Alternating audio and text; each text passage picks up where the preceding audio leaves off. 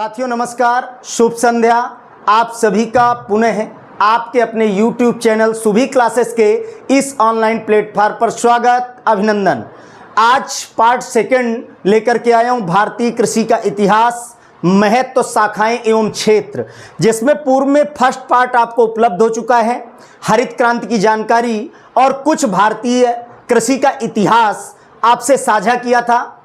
आज पुनः आपसे बात करने वाला हूं भारतीय कृषि के इतिहास को लेकर के, जिसमें सबसे पहली बात है साथियों कि भारतीय कृषि सभ्यता विश्व की सबसे प्राचीनतम सभ्यता मानी जाती है।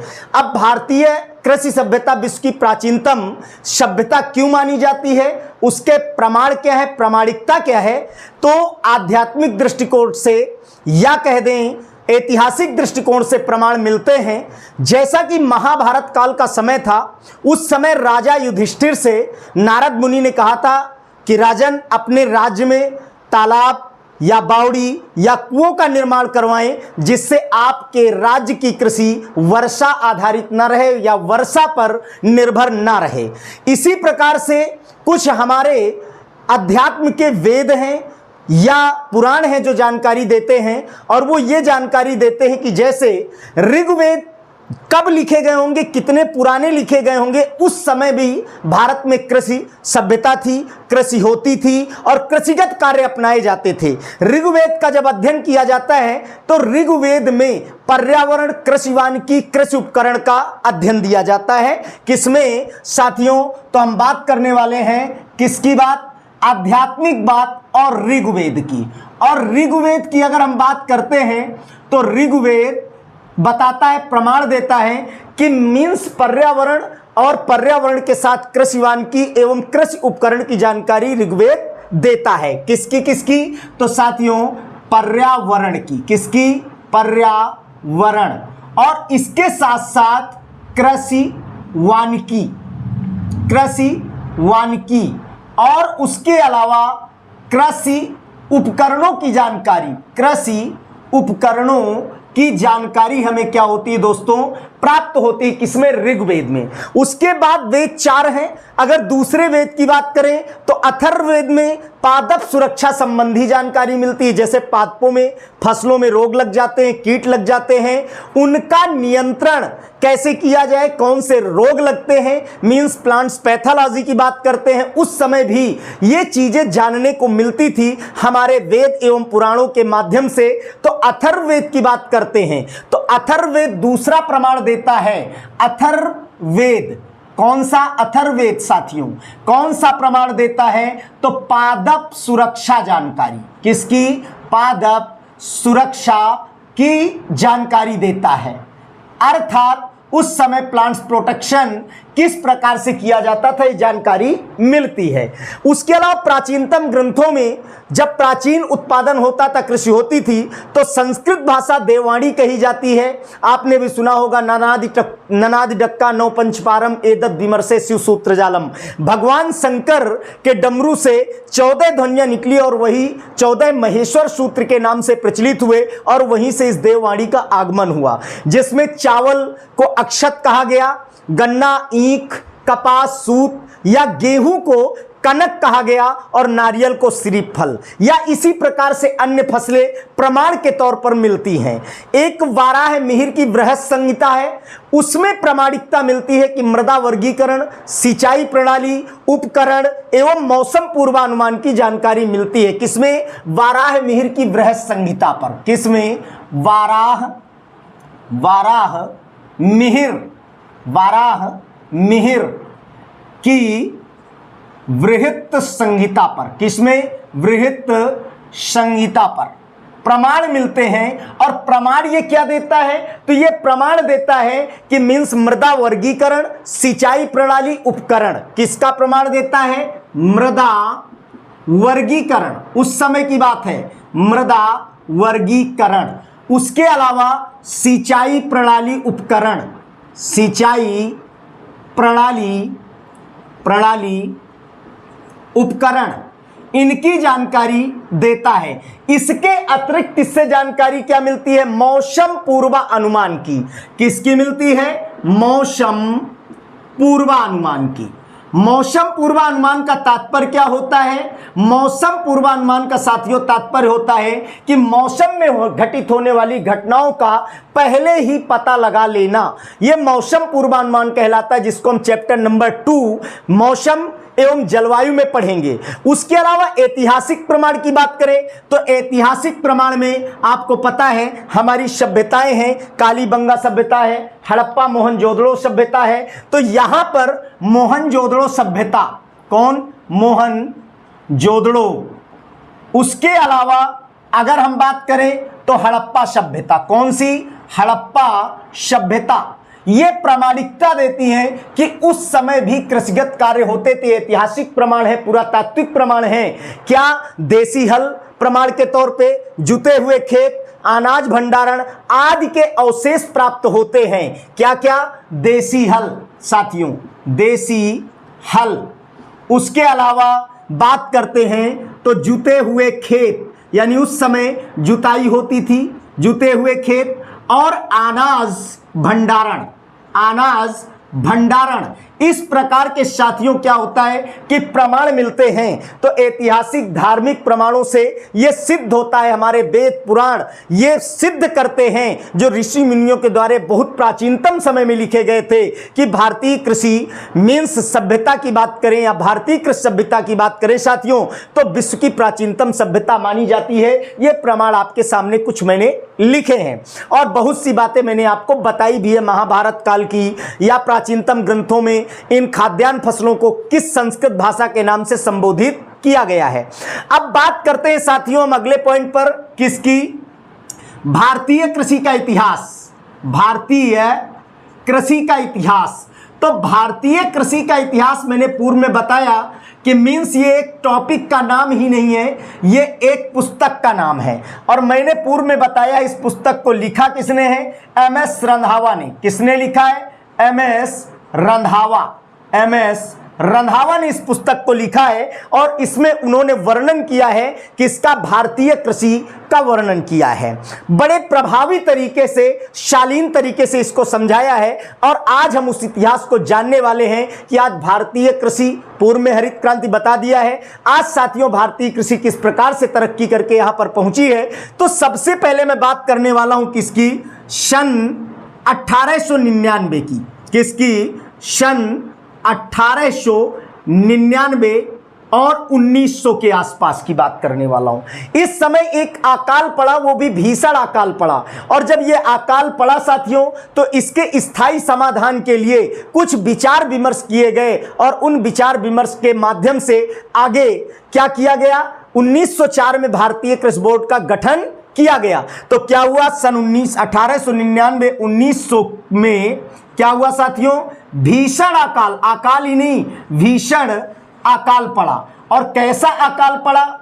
मीन्स अकाल का मतलब होता है बिल्कुल निर्जन हो जाना, सुनसान हो जाना, पानी की उपलब्धता ना होना, वनस्पतियां सूख जाना, और पानी और अन्न के लिए त्राही त्राही करना, और जीवों का जीना मुश्किल हो जाना, इसे अकाल की संज्ञा दी जाती है।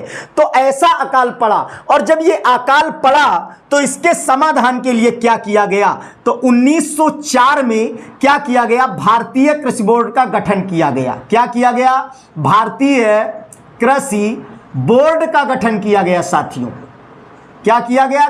भारतीय कृषि बोर्ड का गठन किया गया। भारतीय कृषि बोर्ड का गठन करने के बाद 1905 में एक शोध कार्य के लिए फिप्स ऑफ यूएसए यानी किन्स, कहने का मतलब है पूसा संस्थान की स्थापना की गई। कहाँ? बिहार में गंडक नदी के किनारे दरभंगा में। 1905 की बात करने वाला हूं साथियों। तो 1905 में कहां पर? दरभंगा। दरभंगा कहां पर? बिहार राज्य। कहां पर? बिहार राज्य में। बिहार राज्य में क्या किया गया? तो बिहार राज्य में गंडक नदी के किनारे पूसा की स्थापना की गई। बिहार राज्य में कहां पर? गंडक नदी, गंडक नदी के किनारे किसकी स्थापना की गई? पूसा संस्थान की।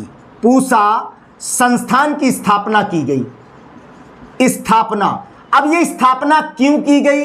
तो स्थापना जो की गई केवल कृषिगत शोध कार्यों के लिए स्थापना साथियों की गई, जिसमें कृषिगत शोध कार्य किए जाएं, और उस क्षेत्र का नाम पूसा क्षेत्र से जाना जाने लगा, यानी उस क्षेत्र को नाम ही दे दिया गया पूसा क्षेत्र। और उसके बाद साथियों बात करता हूं कब की, 1911 की। 1911 की जब साथियों बात करता हूं तो पूसा स्थित संस्थान को नाम दिया गया IIAR, यानी imperial institute of agriculture research रखा गया। कब रखा गया?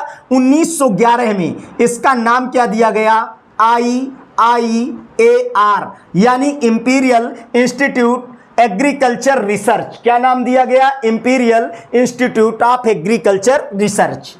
इंपीरियल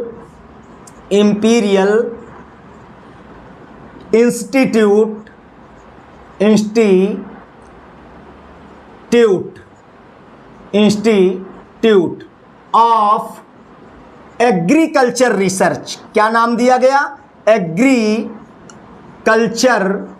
रिसर्च नाम दिया गया। क्या नाम दिया गया? यह नाम दिया गया 1911 में IIAR के नाम से प्रचलित हुआ। उसके बाद अगर हम बात करते हैं इधर, तो बात क्या है? 1919 की बात करते हैं। 1919 में फेरबदल किया गया, नाम बदला गया इसका, और IARI के नाम से प्रसिद्ध हुआ। किसके नाम से? IARI के नाम से प्रसिद्ध हुआ। IARI के नाम से इंपीरियल एग्रीकल्चर रिसर्च इंस्टीट्यूट रखा गया। क्या रखा गया? इंपीरियल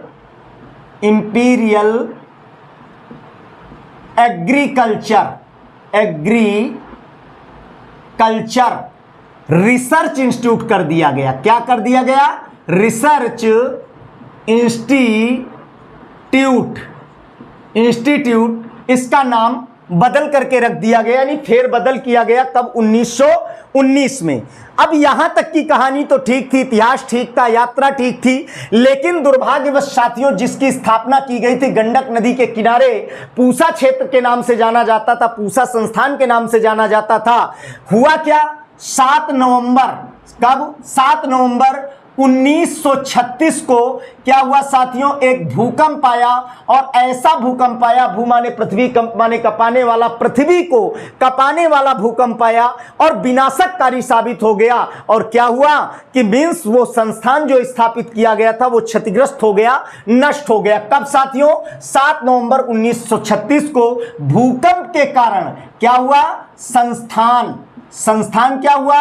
क्षतिग्रस्त हो गया। क्या हो गया साथियों? क्षतिग्रस्त हो गया। जब क्षतिग्रस्त हो गया तो अब इसको क्या किया गया? वहां से दिल्ली स्थानांतरित किया गया। क्या किया गया? वहां से दिल्ली स्थानांतरित कर दिया गया। दिल्ली स्थानांतरित कर दिया गया। जब दिल्ली स्थानांतरित किया गया तो दिल्ली स्थानांतरित करने के बाद आगे क्या हुआ? दिल्ली स्थानांतरित किया गया। अब दिल्ली में उसको उसी पूर्व के नाम से जाना जाता है जो मैंने आपको ऊपर बताया, IARI, यानी इंपीरियल एग्रीकल्चर रिसर्च इंस्टीट्यूट, जिसको वर्तमान में यहां कहा जाता है क्या? Means Indian agriculture research institute. केवल इंपीरियल का परिवर्तन हुआ और वहां पर इंपीरियल था IARI में 1919 में। 1919 के बाद जब भूकंप आया, धराशायी हो गया, तो मींस इसका नाम बदल दिया गया। दिल्ली लाने के बाद भारतीय कृषि अनुसंधान संस्थान के नाम से जाना गया। दिल्ली में इसको किस नाम से? उसी पूर्व के नाम से IARI, मतलब इंडियन एग्रीकल्चर रिसर्च इंस्टीट्यूट, या कह दिया जाए भारतीय कृषि अनुसंधान संस्थान के नाम से यह क्या हुआ? प्रचलित हुआ।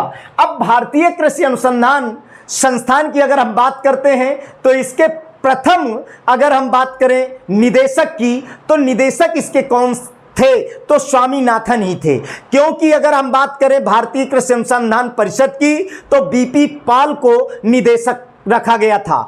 अब उसके बाद पुनः अगर हम बात करते हैं यात्रा में तो 1929 की बात, इसके पहले की बात है ये साथियों। 1929 में दिल्ली में ICAR की स्थापना की गई। 1929 में साथियों दिल्ली में ICAR की स्थापना की गई। ICAR का मतलब होता है इंडियन काउंसिल एग्रीकल्चर रिसर्च। क्या होता है? इंडियन काउंसिल एग्रीकल्चर रिसर्च, या मैं कह दूं भारतीय कृषि अनुसंधान परिषद। क्या कह दिया जाए? परिषद। तो इसकी स्थापना 1929 में दिल्ली में की गई। अब दिल्ली में स्थापना की गई, उसके बाद हम बात करने वाले हैं कि ये जो दोनों संस्थान है, अभी मैंने आपसे नाम भी लिया, कि जो भारतीय कृषि अनुसंधान परिषद था दिल्ली में स्थापित किया गया, इसके निदेशक कौन थे? इसके निदेशक की मैं बात कर रहा हूं, तो इसके निदेशक थे डॉक्टर बीपी पाल। कौन थे? डॉक्टर बीपी पाल। क्या थे भाई? निदेशक थे। कौन थे? निदेशक थे। और उसके बाद अगर बात करें उपरोक्त वाले की कि अनुसंधान संस्थान के निदेशक कौन थे, तो डॉक्टर एमएस कौन थे भाई? स्वामीनाथन निदेशक थे। और इसके पूर्व की कहानी मैंने आपको बता दिया है। क्या बताया है? 60 के दशक की यात्रा थी और हरित क्रांति का समय था। मीन्स उत्पादन कम था, संख्या बढ़ रही थी और भूखमरी की समस्या थी, मोटे अनाज होते थे, तो चिंताजनक विषय था। तो उस समय इन दोनों लोगों ने, बीपी पाल ने, एमएस स्वामीनाथन ने 60 के दशक में, 1960 की ये बात है जब ये निदेशक थे, तो इन्होंने सामान्य चर्चा की, आपस में बातचीत की और नॉर्मन बोरलॉग भारत आए और उस समय हरित क्रांति का प्रादुर्भाव हुआ जो 1965, 66, 67, 68 का समय था। और उस समय उत्पादन बढ़ोतरी हुई क्योंकि उन्होंने बौनी गेहूं की किस्में दी। तो इस तरह से साथियों, मुझे उम्मीद है आपको पसंद आया होगा, समझ में आया होगा। भारतीय कृषि का छोटा सा इतिहास, most important, very important question आते हैं कंपटीशन एग्जाम में। अभी भी हरित क्रांति से संबंधित एक क्वेश्चन जेट में आया था कि हरित क्रांति का प्रारंभ कब हुआ था? 1965-66 ऑप्शन में था और वही सही था। तो साथियों, 11th क्लास एग्रीकल्चर के विद्यार्थियों के लिए भारतीय कृषि का इतिहास, महत्व, क्षेत्र, शाखाएं और जितने भी साथी मेरे कंपटीशन प्रतिस्पर्धी परीक्षाओं की तैयारी करते हैं उनके लिए अति महत्वपूर्ण है साथियों। तो निश्चित रूप से लगे रहें, परिश्रम करते रहें, जब तक तोड़े नहीं तब तक छोड़े नहीं। और इसी के साथ सभी को धन्यवाद, नमस्कार। पुनः तीसरे पार्ट में लेकर के मिलूंगा, क्या? शाखाएं और क्षेत्र। धन्यवाद।